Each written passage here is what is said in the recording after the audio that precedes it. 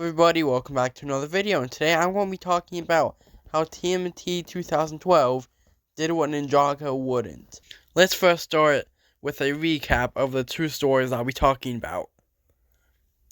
After Shredder gets seriously injured at the end of the space arc, he gets injected with mutagen, which turns him into Super Shredder. He is by far the most dangerous threat the main characters have faced yet, and in the second to last episode, he stabs Master Splinter and throws him off a building. Then April throws Shredder off the building and into a trash truck. In the next episode, the Turtles have a funeral for Splinter before facing Shredder one last time, which ends in Leo decapitating him. The Overlord comes back after he was defeated by Zane 12 seasons earlier. We're told that this is the biggest threat the main characters have ever faced. In episode 22, Master Wu has a face-off with the Overlord that ends in Wu being thrown off of the Oni Temple. Wu wakes up and activates his glider before he hits the ground. The Overlord is then defeated by the power of the dragon or something. Did you notice any difference between those two stories? In TMNT, Splinter's death is what motivates the Turtles to take the fight to Shredder and for Leo to finally be able to kill him.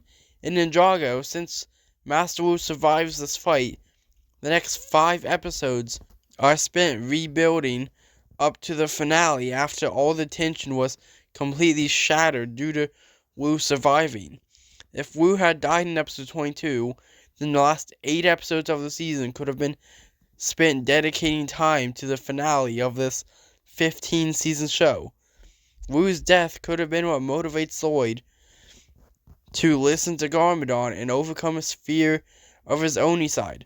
Lloyd could have fully stepped up and led the fight against the Overlord because of his uncle's death.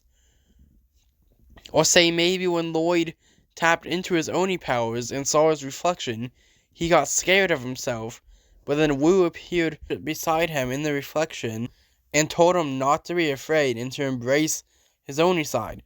Just like what happened to Leo in the Season 4 finale. Same with Garmadon. If Wu had died here, then that could have pushed Garmadon to become a more caring person. Wu getting a lot of focus earlier in the season could have been foreshadowing to his death. And this scene would have been the perfect spot for him to be killed off in. After hearing countless of his father's tales about the Overlord, and then seeing him take over his land, as well as seeing him take over his own brother's body and watching as one of his own students sacrifices himself to save them from the Overlord, he finally decides to take things into his own hands, and while he's unsuccessful, he proves why he's Master Wu by standing up to the darkness and being able to put up a fight. His death then inspires his family to also take the darkness head on, but only this time together. But no, just like in every other aspect of Crystallize, the writers are unwilling to change the status quo. Also, Wu in the last 8 episodes of Crystallize feels so tacked on, like they did originally plan to kill him off, but then decide not to at the last minute. Like I already said, Splinter's death is what inspires the Turtles to take the fight to Shredder and face him head on. And then talking about Season 5, from what I've seen from the season so far, since I'm still rewatching the show, Leo is struggling with taking up the role of mentor. While he's always been leader, he's also always had Master Splinter to go to for help. And now that he's gone, he's lost and doesn't know what to do. Now, I don't know how this story will end, especially with the weird structure of Season 5, but I still think that Lloyd could have been just like this in Crystallize if the writers weren't so afraid of changing the status quo.